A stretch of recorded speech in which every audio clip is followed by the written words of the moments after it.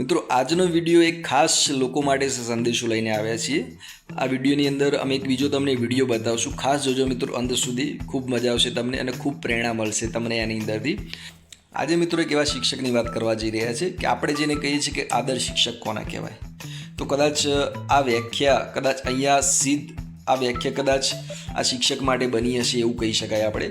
તો અહીંયા મિત્રો જે શિક્ષકની વાત કરવા જઈ રહ્યો છું એ ગણેશપુરા મુઠેડાના શિક્ષક છે પિયુષભાઈ પટેલ।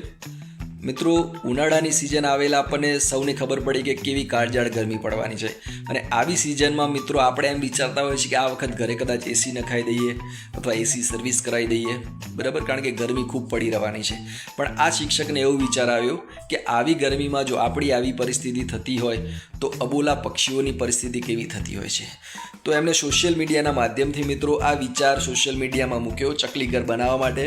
અને મિત્રો તમે નહીં માનો, માત્ર 15 દિવસમાં સોશિયલ મીડિયાના માધ્યમથી 1.5 લાખ રૂપિયા આ શિક્ષકે એકત્રિત કર્યા। મિત્રો આ કોઈ નાનું મોટું દાન નથી અને આ શિક્ષકનું કેટલું માન સન્માન હશે મિત્રો એ પણ આપણે જાણી શકીએ છીએ કે માત્ર 15 દિવસમાં 1.5 લાખ રૂપિયા ભેગા કરવા ખૂબ મોટી વાત છે। અને એ પણ એવા કામ માટે કે જેનાથી આપણને કોઈ ફાયદો નથી થવાનો, ખાલી એક સારું કાર્ય કર્યાનો સંતોષ મળશે, આપણને આનંદ થશે। એવા કાર્ય માટે 1.5 લાખ રૂપિયા મિત્રો આ શિક્ષકે ભેગા કર્યા છે। તો મિત્રો જે ચકલી દિવસ આવે છે 20 માર્ચના દિવસે આ અબોલા આવાસ માટેનું એમણે ભવ્ય ઉદ્ઘાટન કર્યું છે અને ખૂબ સારું એવું સેવાનું કાર્ય કર્યું છે મિત્રો। તો ચાલો મિત્રો વિડીયોમાં જોઈએ આપણે કે કેટલું સરસ એમણે કાર્ય કર્યું છે।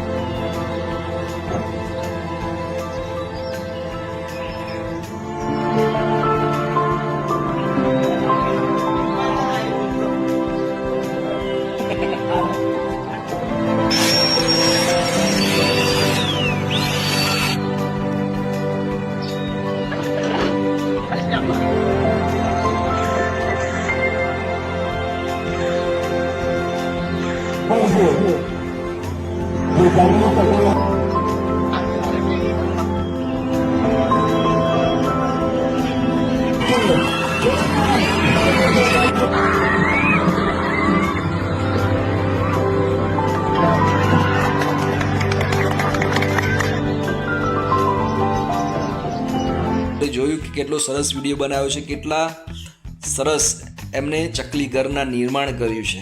મિત્રો આવું જ આપણે આપણી આવનારી પેઢીને શીખવવાનું છે, બરાબર। એમની અંદર સારા સંસ્કારોનું સિંચન આ રીતે કરવાનું છે।